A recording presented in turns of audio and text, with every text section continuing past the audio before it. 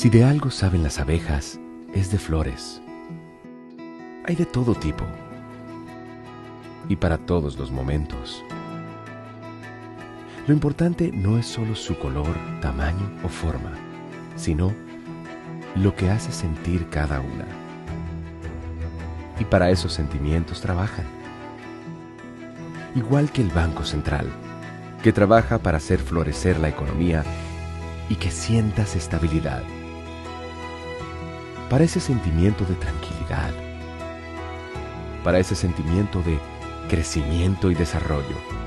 Para que la primavera llegue a todos los sectores y los planes de muchos den grandes frutos. Banco Central de la República Dominicana, 75 años trabajando por una estabilidad que se siente.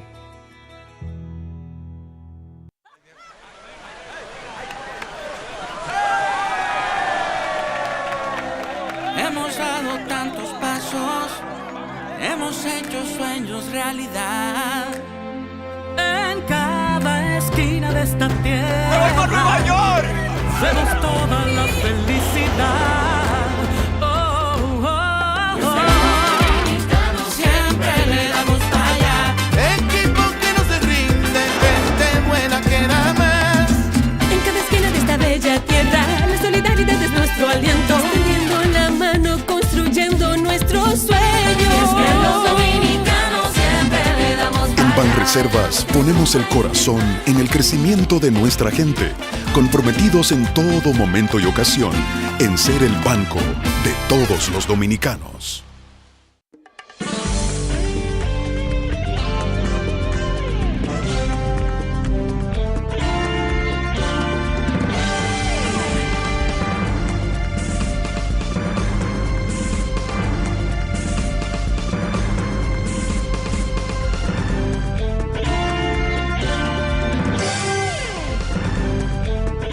Muy buenas tardes, amables televidentes. Bienvenido a su cita diaria, crepuscular y nocturna en Teleimpacto, que es al final de la tarde despidiendo el sol y comenzando la noche. Ponga su caridad en buenas manos. Apoya el Patronato de Lucha contra el Cáncer de Villa González Incorporado. 809-443-8010. También el Hogar Escuela Santo Domingo Sabio. Otro espacio para poner su caridad en las manos de los salesianos que cuidan y regentan esta institución para formar jóvenes en alto riesgo. Avenida Independencia, esquina Gregorio Luperón, en Santo Domingo. Bien, bueno, en este país, señores, aquí se hace una escandalera de cualquier... de las cosas más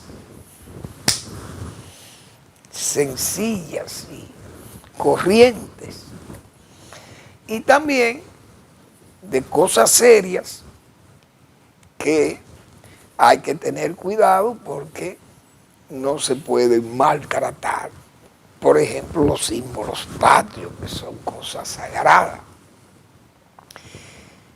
Vimos lo que pasó con el asunto del himno, pero que el himno sea tocado, sea interpretado con la orquesta más completa del país, porque todos son profesores, maestros de música, la Sinfónica Nacional, y por el coro nacional, un coro de voces excelente.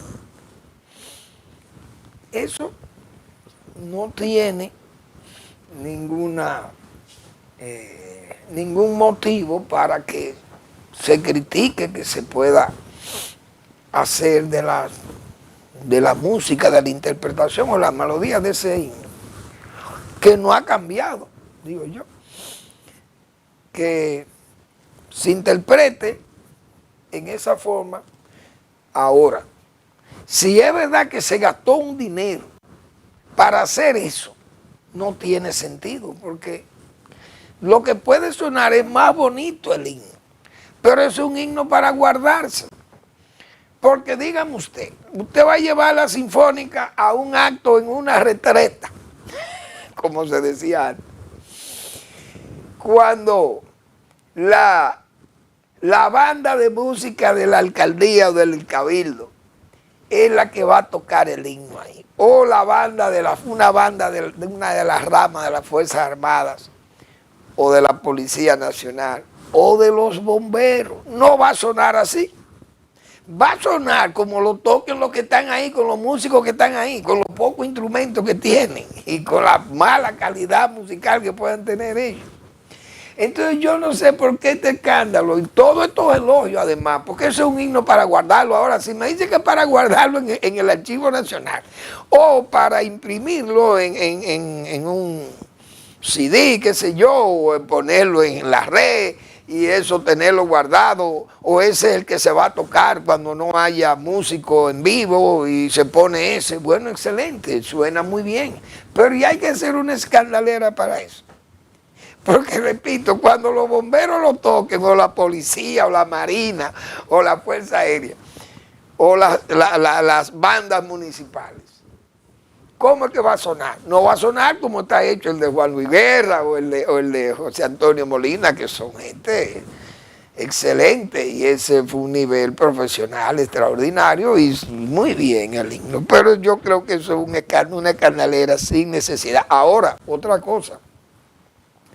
Bien, la alerta, pero el gobierno o algunos funcionarios del gobierno salieron, principalmente de cultura, salieron defendiendo el himno. Bueno, y que está bien tocado y una interpretación muy bonita. Bien, pero ¿y dónde está el escudo nacional que lo borró? Cultura borró el escudo nacional de los documentos oficiales y lo que ponen ahora es una cúpula del Palacio Nacional que ni siquiera es una idea dominicana, porque todo el mundo sabe que ese Palacio Nacional es una copia de esos monumentos de Washington y de la Grecia muy antigua. Y toda esa cúpula, en todas las iglesias de Europa están esas cúpulas que son prácticamente un símbolo de Occidente. Entonces, borraron el escudo y nadie ha dicho nada. Y por el himno, una escandalera. Y entonces, el escudo nacional, señores, hay que ver lo que es el escudo nacional. Borrado. Y el gobierno de Danilo Medina lo quitó también el escudo, como de maldad lo quitaron de la bandera nacional. Y este gobierno viene y lo sustituye de los documentos oficiales, lo sustituye por la cúpula del palacio. Válgame Dios. Entonces, ¿por dónde que andamos? La verdad que andamos muy mal en este país. Esa es la pura verdad. Bueno, vamos a ver. Este asunto de la energía. Hoy son los lodos. Hoy se están recogiendo los lodos de la bisoñez, lamentablemente, porque el gobierno, desde que se inició, creyó en gente que no sabía de esto. Yo no sé de esto, porque yo no soy ingeniero energético. Pero nosotros que siempre vivimos, como se dice, tenemos que informarnos con la gente que tiene los conocimientos de los problemas nacionales. Y yo recuerdo que desde que se inició el gobierno, dijimos nosotros, el gobierno que no se ponga a jugar con la energía. Que incluso Catalina entra y Catalina no le va a resolver el problema. Puede paliar el problema, pero aquí hay un déficit acumulado de más de 400 megavatios. Y ese déficit, si no se le busca una atención rápida, se le va a reflejar más luego, en los años altos, decíamos en esa época, yo me acuerdo, porque yo había consultado a un ingeniero electromecánico de la gente más capaces del país y me dijo, mira, aquí va a haber problemas, en 3 o 4 o 5 años va a haber muchísimos problemas energéticos, apagones, porque es que viene acumulándose un déficit y no se va a poder cubrir tan rápido, porque una planta de esta como Catalina no se puede hacer de la noche a la mañana. Ahora, ¿qué originó ese déficit?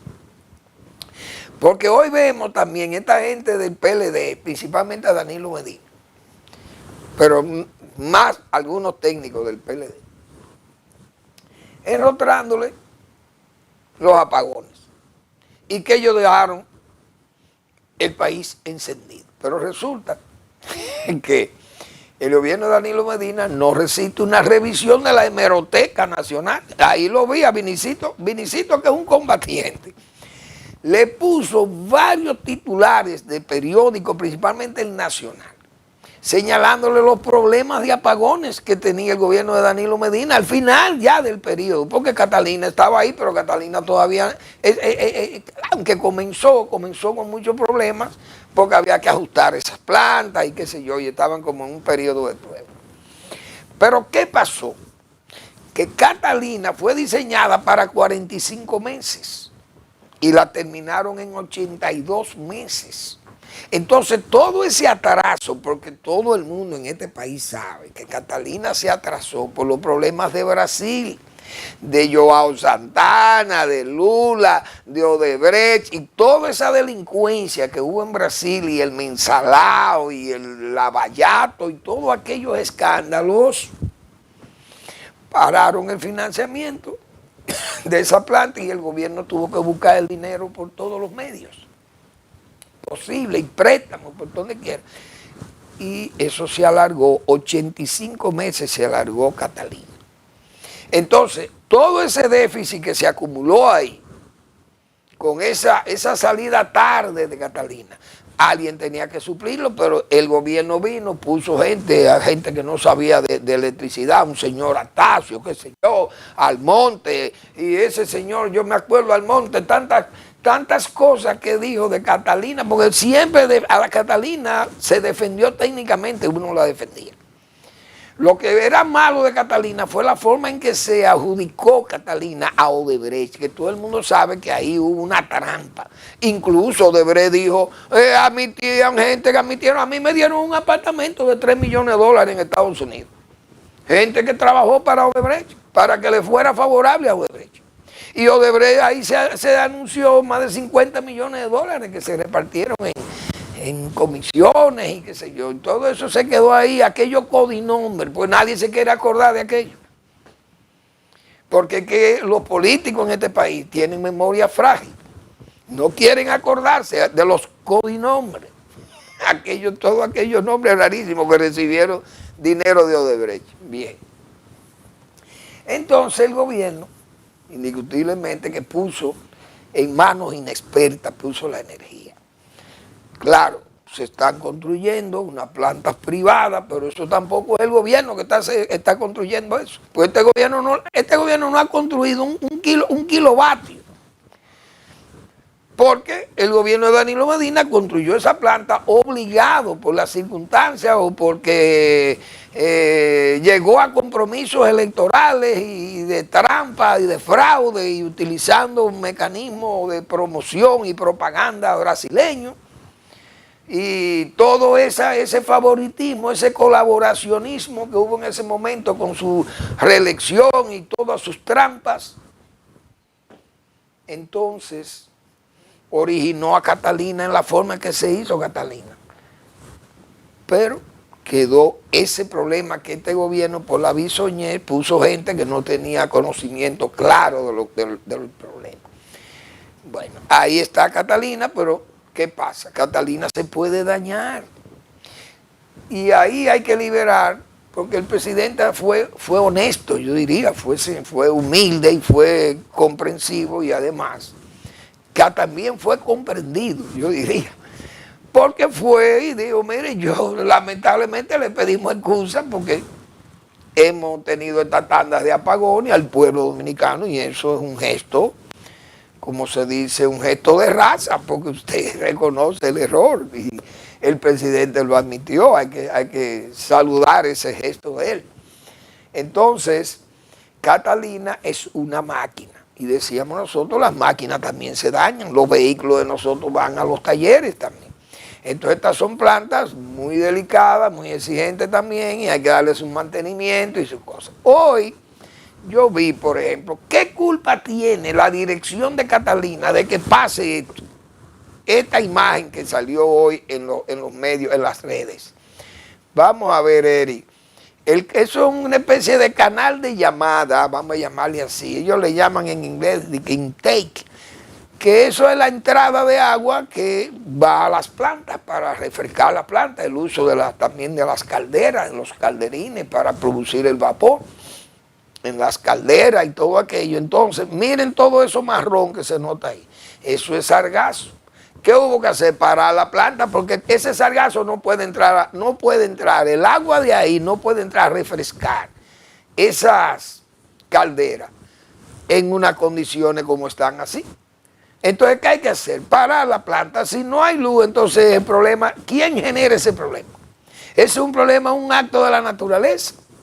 ¿Qué culpa tiene el administrador de la empresa, en este caso de Catalina, de que pase eso? Y si hay apagones, entonces hay que ser comprensivo también y la gente tiene que saber protestar, vamos a llamarle así. Es decir, que hay que también ser consciente de que hay cosas que son inmanejables, que son propias de la naturaleza. ¿Quién maneja el sargazo? ¿Quién lo puede controlar? Entonces hay que ser prudente también, porque no todo es oposición cerril. Porque terminamos entonces en la oprobio oposición, que es peor, que no es sana, mejor dicho. Como pasaba cuando Balaguer, que eso era lo que hacían ellos, la oprobio oposición. Y eso, bueno, no era fácil.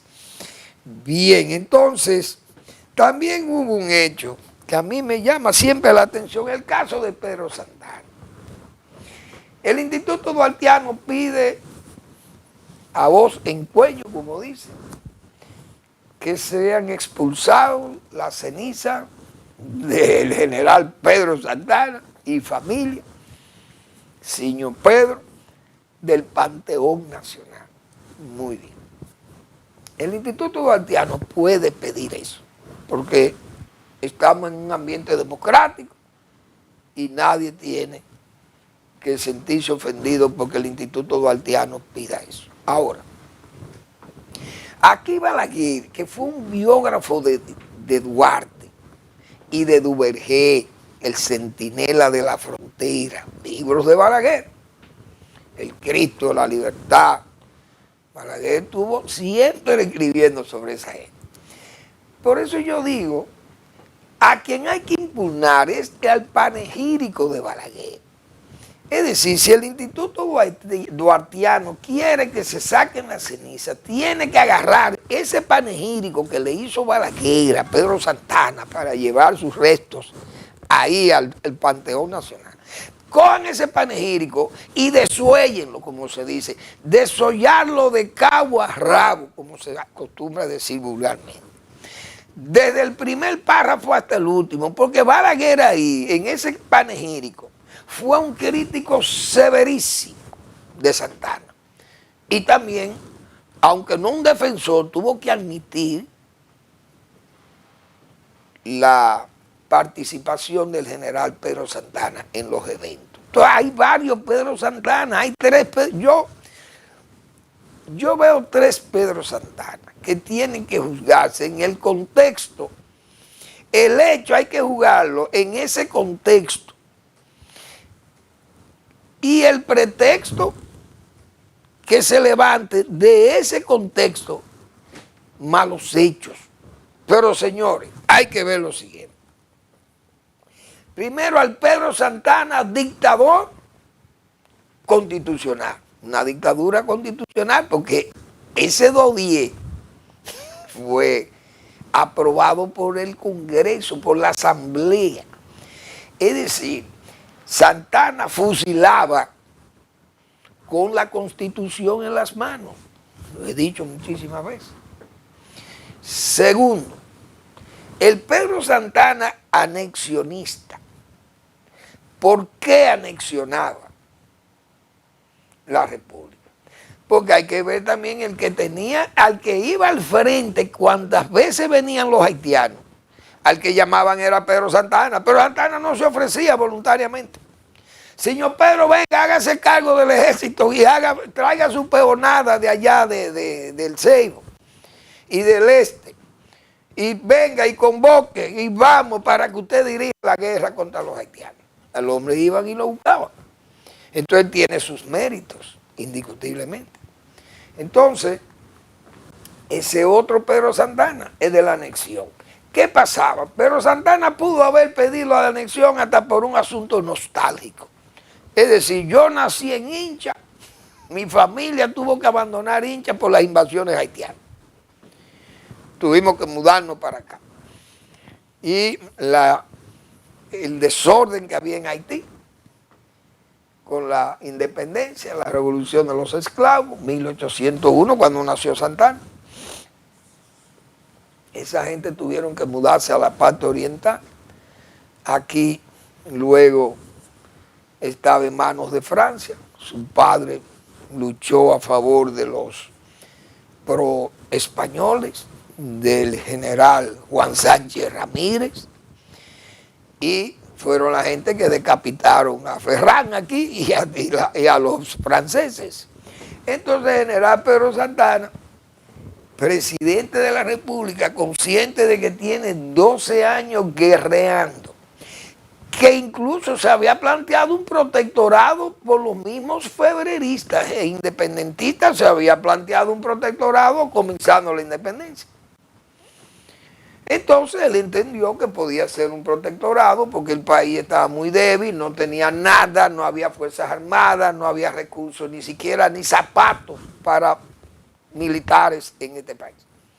Entonces con ese asedio haitiano, un país superpoblado de gente allí y nosotros débiles en ese aspecto, un país sin recursos de nada, se pensó en un protectorado. Pero el hombre que fue a negociar el protectorado es un hombre de la calidad de Ramón Matías Mella. Fue Mella que fue a España. Mella era consciente también de la situación que estaba pasando el país. Y fue a pelear, como se dice, a buscar el protectorado español. Y fue ninguneado allí por las autoridades españolas que andaban en sus problemas civiles y guerras y cosas de eso internas. Es verdad. Entonces, todas esas cosas trajeron tal vez el caso ya de la anexión, cuando se planteaba no solamente España, porque se planteaba anexarlo a Estados Unidos o a Inglaterra. Podíamos haber estado hablando inglés aquí. Santana tal vez prefirió a España por asuntos de costumbres, idiomáticas, etcétera, etcétera. Pero yo no creo que nada más fuera por esos títulos que él entregó a España, a la isla, a la República, por los títulos de marqués y de teniente general de los ejércitos del reino y senador de la reina y qué sé yo qué. Pudo haber sido, eso tal vez influyó, los historiadores piensan que sí, pero Pedro Santana, todo el mundo sabe que murió desilusionado con los mismos españoles, y la anexión no fue solamente obra de él, sino de varios, de muchos dominicanos también que le acompañaban y que entendían que esa guerra contra Haití no la podía soportar el país, más el uti possidetis. Vamos a una breve pausa y regresamos.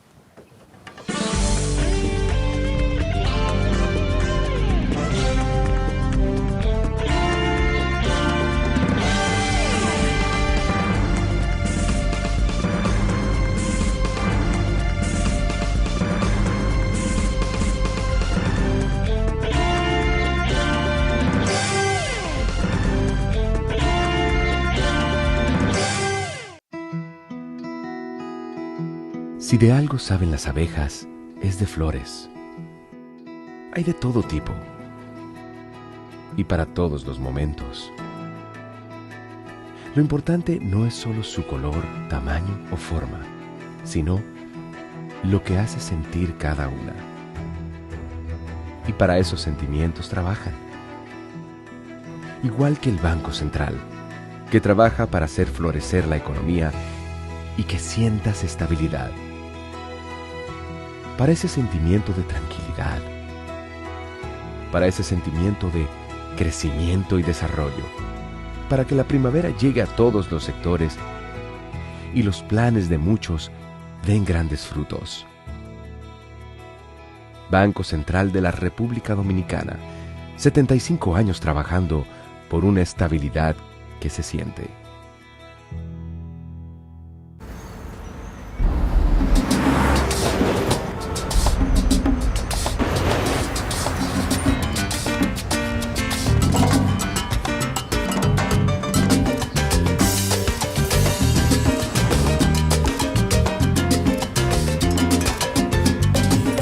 Si hay algo que sabemos en RD,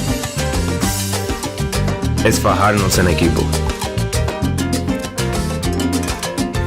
En cada inning de la vida, jugamos por nuestra gente.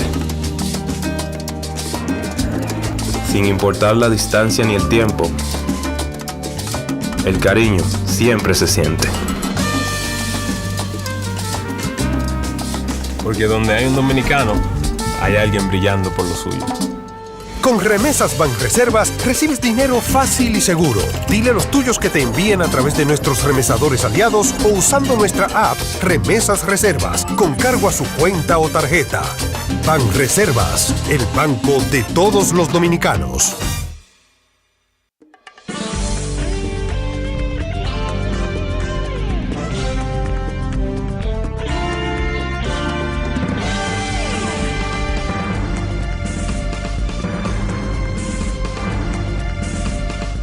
Bien, cuando hablamos de contexto, pretexto, texto, hay que hablar, señores, de lo que éramos nosotros. Era una musaraña de país.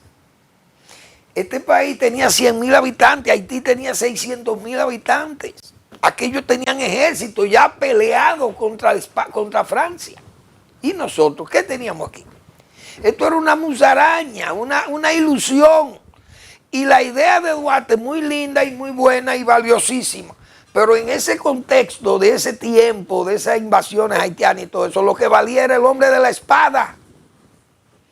Entonces Balaguer en ese panegírico, eso fue lo que valoró. Por eso digo, los haitianos tienen que coger ese panegírico de Balaguer y tratarlo vamos a un simposio y que cada quien opine, 50, 100 personas, 1000 que quieran opinar. Y leer ese panegírico de Balaguer y desollar, como se dice, a Balaguer en ese panegírico y ver si justifica Balaguer la permanencia de Santana o no ahí. El último presidente, y todo el mundo sabe que aquí Haití se robó 5.000 kilómetros cuadrados, o más, casi 8.000 kilómetros cuadrados, todos esos territorios de Aranjuez, temiendo que España llegara aquí y reclamara Aranjuez, el límite de Aranjuez. Haití iba a perder 8.000 kilómetros cuadrados, por eso era que los haitianos apoyaban a los dominicanos que querían la restauración de la independencia. Pero era interesado lo de Haití. Entonces Santana pudo haber también pensado que con España aquí se podía traer aquello. Bueno, que España podía traer de nuevo la esclavitud, todo eso fue lo que se vendió y Haití vendió eso y lo aprovechó, temiendo que España se estableciera aquí y reclamara Aranjuez. Pues todas esas cosas. Pero después de Santana también, después de la restauración, los propios restauradores también eran anexionistas. Samaná, querían anexionar el país, Báez y el general Cabral, todo el mundo quería anexionar. No todo el mundo, algunos querían anexionar. Costó mucho sacrificio y todo, pero yo creo que la historia no se puede llevar, no se puede pensar, las cosas de ayer no se pueden manejar con los tiempos de hoy, porque que el contexto en que se luchaba aquello era otra cosa, no es lo mismo, no era aquellos tiempos de Pedro Santana, pensarlo como estamos nosotros viviendo ahora, eso no es así, entonces hay que ver esa cosa. Yo prefiero que se lean ese panegírico de Balaguer y se pongan las cosas en su lugar por ahí. Bueno, bien, los cambios. Pero primero, señores, hay que ver lo que pasó con un comentario que ha hecho Danilo Medina Sánchez. Danilo Medina se refirió, en una pregunta, se refirió al presidente y en forma sarcástica, porque hay que decirlo así, con mucho sarcasmo. Dijo que él no va a un debate con el presidente Abinader porque lo humillaría, con respecto a que el propio Abinader en una oportunidad había retado a los PLDistas, se incluía para ese caso a Leonel Fernández como expresidente del PLD también aquí, a que le retaba a que él demostraba que tenía más obra en sus 5 años que los 20 años que gobernó el PLD. Danilo Medina, que se toma todo el trabajo del PLD ahora, mientras negaba ayer el trabajo de Leonel Fernández, le negaba todo. El único era él, el adanista. Y el que mejor lo había hecho, incluso llegó a decir, lo he hecho mejor que él, que el propio Leonel Fernández. Y en forma muy sarcástica dijo que él, si iba a ese debate, humillaba al presidente Abinader. Entonces, un hombre envalentonado, Danilo Medina, que en la situación que él está, un hombre incurso casi, porque culpabilidad en esos casos la hay, aunque él esté perdonado. Y él no califica para decirle que tiene las manos libres en la justicia, que son parte de un liderazgo, ni que anda acompañado de una verdadera genteta o gentuza, muchas veces política, y que todo el mundo sabe, miren dónde que están en justicia la mayoría. Entonces la dignidad del liderazgo y de ese partido, lamentablemente, como hemos dicho, han hundido y van a hundir más al PLD. Pero yo digo, señores, la historia, la verdad que la historia la callada se venga, pues sería el único beneficiario, digo yo, de un debate entre Danilo Medina y el presidente Abinader, Leonel Fernández. ¿Por qué? Los dos presidentes que irían a debate siguieron la política de Leonel Fernández. Es decir, ¿qué hizo Danilo Medina que no había hecho Leonel Fernández? Lo que hizo fue continuar la obra de Leonel. Bueno, vamos a hacer la ciudad sanitaria del Morgan. Bueno, ya se había hecho la ciudad sanitaria de Villamella. Vamos a hacer la línea del metro. Ese metro lo había hecho Leonel Fernández. Vamos a hacer lo único nuevo que hizo Danilo Medina. Aplicar el 4%. Eso se aprobó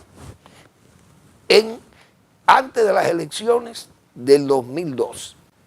Los candidatos firmaron eso. Y Leonel Fernández, que se oponía con razón, que las expuso con claridad, al final tuvo la razón. Mira a ver para qué sirvió el 4%. Hacer aulas, todos los gobiernos han hecho aulas. Danilo Medina, ¿qué más hizo? Las circunvalaciones venían de los tiempos de Leonel Fernández. Es decir, el gobierno de Danilo Medina siguió. Lo único nuevo que creó Danilo Medina no fueron los planes sociales, porque ya eso venían de la época de Leonel también, los subsidios. Las visitas sorpresas, que fueron verdaderas visitas furtivas con fines reeleccionistas. Y ahí está. Eso fue la única innovación del gobierno de Danilo Medina. Presa, el gobierno de Leonel Fernández hizo presa, la de Palomino, qué sé yo, bueno.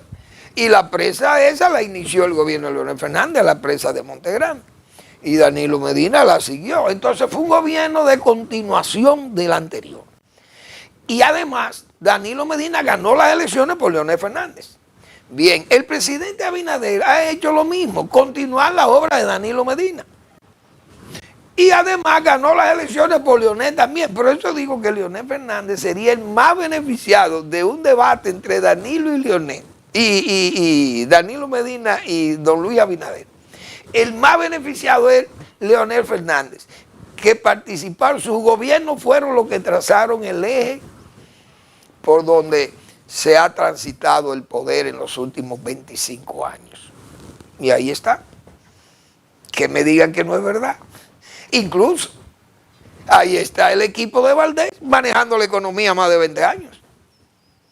Y eso viene desde allá, brindando confianza, brindando credibilidad Y ese equipo ha hecho posible la estabilidad económica y la estabilidad del país.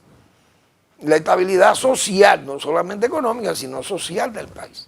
Entonces, digo yo, el ganador de un debate de eso es el propio Leonel Fernández, sin tener que hablar. Por Dios. Pero, ¿qué más tenemos? Los cambios. Bueno, el presidente ha hecho una serie de cambios en su gabinete, en su administración, y eso no debe llamar a preocupación. Los presidentes tienen ese derecho, el presidente tiene el total derecho de nombrar todos los empleados de la administración pública, y él ha hecho una serie de movimientos que me parecen apropiados. No tienen, por ejemplo, los más importantes han sido lo del Banco de Reserva, donde ha cesado Samuel Pereira y llega el señor, nombra al señor Aguilera, que tiene un currículo excelente. El señor Aguilera, doctor en economía, con muchísimo trabajo y experiencia de gerencia y todo eso. Es decir, es una persona que tiene nivel académico, nivel profesional, el señor Aguilera. Y además tiene la madurez, ya, y además la experiencia, porque viene de un cargo que es a donde ha ido Samuel. Yo pienso que ese ha sido el más importante de los cambios, el más notorio, y hay que ver, el trabajo de Samuel ha sido excelente.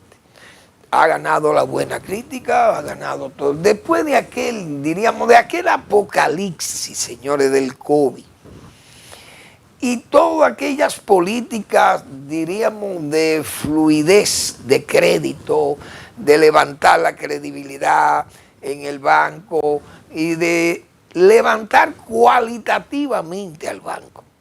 Toda la amplitud de servicio, de incluir tantos sectores productivos, crear un ambiente de trabajo, todo eso de confianza, indiscutiblemente fue un trabajo muy bien planificado, una especie de eje de trabajo, un diseño, y eso tuvo su resultado. Yo voy a poner, son 2 minutos, el discurso de Samuel, el que mandó a la red para fines de dar a conocer su agradecimiento que le da al presidente y además sus líneas gruesas, lo que él realmente hizo, bancarizar muchísima gente, el banco participar en tantas actividades, ganar muchísimas premiaciones, y eso yo creo que tiene sentido. Vamos a poner a Samuel unos minutos, 2 minutos que tiene el video. Hoy quiero enviarles un mensaje muy importante. Después de 5 años al frente de Banreservas, cierro con gran satisfacción una etapa de valiosos aprendizajes e innumerables logros que sin duda marcaron un antes y un después en la historia del banco y de nuestro país. Hace 5 años asumimos el compromiso de acompañar a la República Dominicana en su recuperación económica. Hoy, con humildad, puedo decir que Banreservas se ha convertido en un verdadero motor del desarrollo nacional, apoyando a todos los sectores productivos y contribuyendo al bienestar de todos los dominicanos. Nuestro enfoque cercano, combinado con una constante innovación y búsqueda de la excelencia, nos hizo alcanzar cifras históricas. Recibimos más de 100 premios y reconocimientos internacionales. Bancarizamos a casi 1 millón de dominicanos y nos convertimos en el primer banco nacional en abrir oficinas de representación en el exterior. Estas iniciativas situaron el nombre de nuestro país más allá de nuestras fronteras. Quiero darle las gracias a cada colaborador de nuestra gran familia Reservas que me acompañó durante nuestra gestión. Asimismo, agradezco al presidente Luis Abinader por la confianza que depositó en mí y, por supuesto, gracias a todos los dominicanos por habernos permitido servirles. En nombre de mi esposa Noelia, quien lideró con entrega y dedicación el voluntariado Banreservas, de nuestros hijos y en el mío propio, quiero agradecerles por el afecto y el respaldo recibido durante estos 5 años. Este capítulo termina de manera muy exitosa, pero mi compromiso con la República Dominicana no termina, porque siempre estaré al servicio de nuestro país, desde donde me toque servir. Seguiré trabajando con la misma entrega para cumplir los objetivos y para cumplirle a todos los dominicanos. Un abrazo a todos.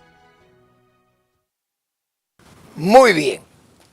Yo creo que Samuel hizo su trabajo con mucha responsabilidad, su línea maestra, la competitividad del banco, esa línea de darle, de optimizar, diríamos, todo ese valor cualitativo de una institución como esta, que yo, a pesar de también, decíamos nosotros, todas las como se acostumbra a decir, esas sinergias, todas esas combinaciones y darle ese impulso cualitativo al banco.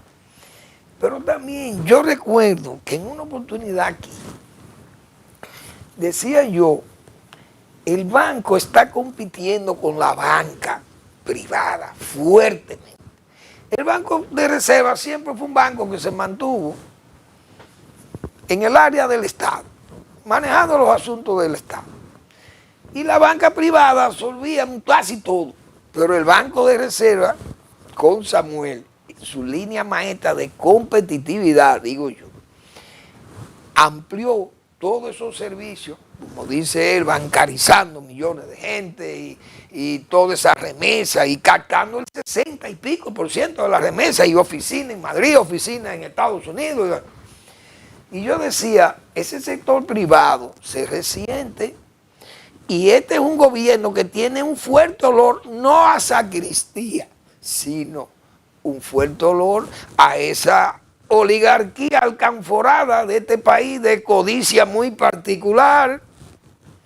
Entonces esa gente sentían, pensaba yo que iban a sentir algunas molestias viendo la actuación de este Banco de Reserva ampliándose con los activos y servicios y las fiducias y el turismo y financiando MIPYME y financiando viviendas y financiando vehículos y todo aquello. Entonces eso creaba problemas tal vez en los mismos. Y esas cosas, por eso será un reto del doctor Aguilera mismo ver si va a mantener esta política de competitividad del Banco de Reservas que tuvo en las manos esa línea maestra trazada, vamos a decir así, por el propio Samuel Pereira. Porque esto aquí los sectores productivos y los sectores ricos en este país creen que son los dueños de este país. Ustedes recuerdan lo que dijo Diario Libre, que no se puede tener una justicia como rehén de grupos de partidarios, de partidarismo político. Pero yo le agregaba, no, lo que no debe ser rehén de grupos económicos también.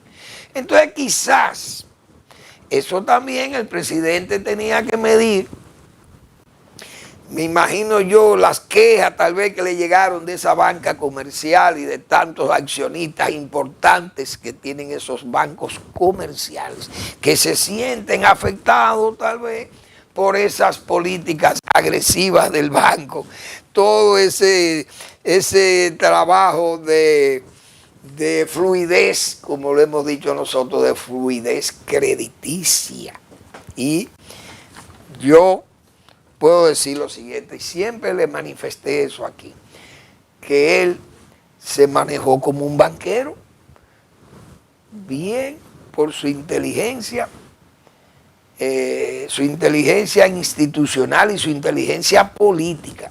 Hay que decir que la tuvo Samuel Pereira Rojas en el banco. Yo lo felicito y vamos a ver qué línea maestra trae el doctor Aguilera, que es también un economista completo, un hombre con muchísimos estudios y una buena currícula, y además un hombre que no hace ruido, porque no hizo ruido en su trabajo en la refinería, cosa que ayuda mucho a los gestores público en este país. Vamos a la pausa.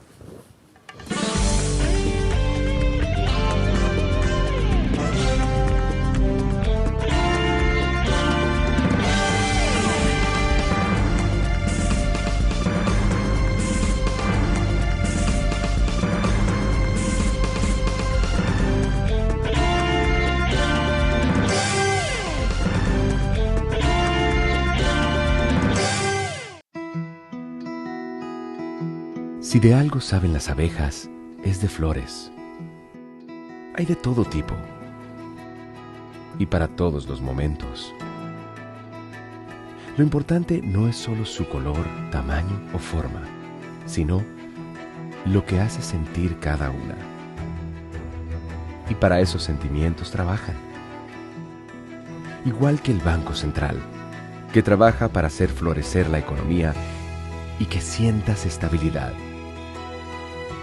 Para ese sentimiento de tranquilidad, para ese sentimiento de crecimiento y desarrollo, para que la primavera llegue a todos los sectores y los planes de muchos den grandes frutos.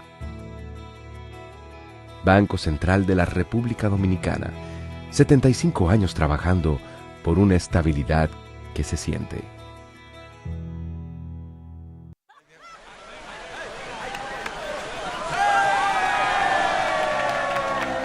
Hemos dado tantos pasos, hemos hecho sueños realidad.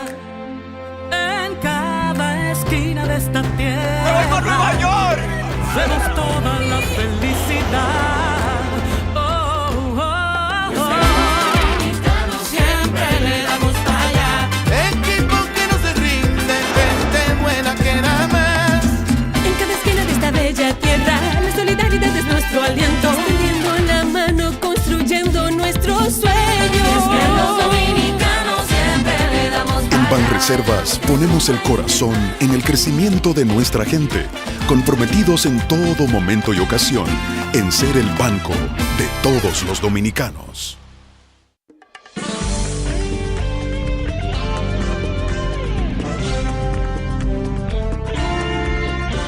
Bueno, de los demás cambios también hay que señalar que Alberto Caminero, que es una persona a quien conocemos hace muchísimos años, es un periodista excelente, una gran persona, tiene conocimientos amplísimos de lo que es periodismo en el país, prensa y comunicación.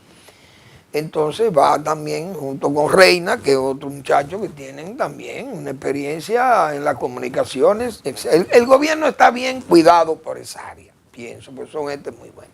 Los dos jóvenes que fueron, uno que va a INAVI y el otro a SENASA, son perfiles jóvenes, gente muy bien. Se ven, han hecho el trabajo.